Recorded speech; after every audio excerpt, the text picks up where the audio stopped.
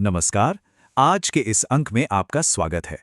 आज हम जमानतदार की कानूनी भूमिका को समझने वाले हैं, यानी कि श्योरिटी। चलिए इसे एक सिचुएशन से समझते हैं। सोचिए, किसी दोस्त को जमानत मिल गई है, लेकिन कोर्ट को एक जमानतदार यानी श्योरिटी चाहिए और वो जिम्मेदारी निभाने के लिए कहा जाता है। तो ये भूमिका आखिर है क्या जिसे निभाने को कहा जा रहा है? आसान शब्दों में कहें तो जमानतदार वो इंसान है जो किसी की अदालत में हाजिरी की गारंटी लेता है।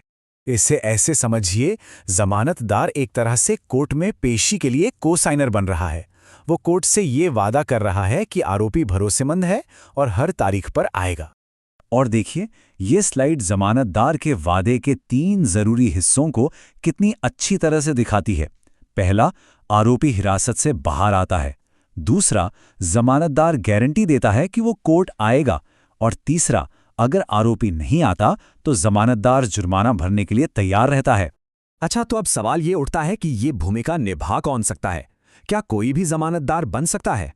देखिए, कोर्ट के पास एक पूरी चेकलिस्ट होती है। वो देखते हैं कि जो व्यक्ति जमानतदार बन रहा है वो एक समझदार वयस्क हो, उसकी आर्थिक स्थिति ठीक ठाक हो और कानून की नज़र में वो अयोग्य ना हो। कोर्ट उसकी पहचान, पता और पैसों की स्थिति की पूरी जांच कर सकती है। अब बात करते हैं सबसे जरूरी पहलू की, पैसों के जोखिम की, यानी फाइनेंशियल रिस्क। ये सिर्फ जुबानी वादा नहीं है। जमानतदार का वादा एक फाइनेंशियल बॉन्ड से जुड़ा होता है। मतलब बात सिर्फ भरोसे की नहीं, पैसों की भी है। जैसे मान लीजिए कोर्ट ने बॉन्ड की रकम 20,000 रुपए तय की है, तो ये वो रकम है जिसके लिए जमानतदार की सीधी सीधी जवाबदेही बनती है। तो अब आता है सबसे बड़ा सवाल, क्या होगा अगर आरोपी कोर्ट में पेश ही ना हो?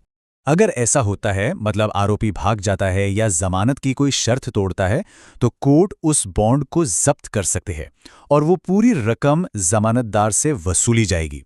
ये कानूनी तौर पर बाध्यकारी है। हाँ, लेकिन यहां कुछ बातें साफ कर लेनी चाहिए।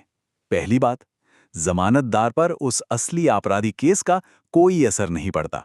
उसकी जिम्मेदारी सिर्फ और सिर्फ बॉन्ड की रकम तक ही सीमित है। और हाँ, अगर जमानतदार चाहे तो वो कोर्ट में अर्जी देकर अपनी इस ड्यूटी से मुक्त भी हो सकता है। अच्छा, अब आगे बढ़ते हैं और देखते हैं कि ये जमानत बॉन्ड एक और आम शब्द पर्सनल बॉन्ड से कैसे अलग है। देखिए, फर्क बहुत सीधा है।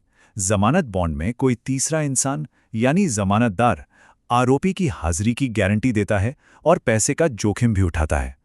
वहीं पर्सनल बॉन्ड में आरोपी खुद ही पेश होने का वचन देता है, इसमें किसी तीसरे की गारंटी नहीं होती। लेकिन आखिर में इन सारे मामलों में आखिरी फैसला तो कोर्ट का ही होता है। और इस मामले में सुप्रीम कोर्ट ने एक बहुत ही जरूरी बात कही है। उन्होंने साफ किया है कि जमानत की शर्तें बहुत ज्यादा या गैर वाजिब नहीं होनी चाहिए और शर्तें तय करते समय आरोपी की सामाजिक और आर्थिक हालत का भी ध्यान रखना चाहिए।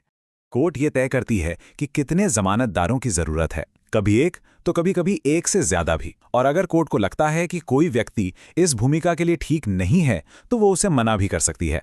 तो इन सब बातों का निचोड़ क्या है? चलिए इस पूरी बात को एक लाइन में समझते हैं।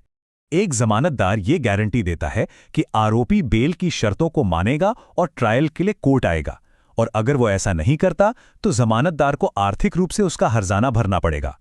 तो ये दोहरी जिम्मेदारी है, हाजिरी की गारंटी और पैसे का जोखिम। तो इतने सारे जोखिमों को जानने के बाद ये सवाल मन में आता है कि आखिर क्या बात किसी को एक अच्छा जमानतदार बनाती है? ये सिर्फ एक कानूनी या फाइनेंशियल काम नहीं है, बल्कि भरोसे और जिम्मेदारी का एक बहुत बड़ा कदम है।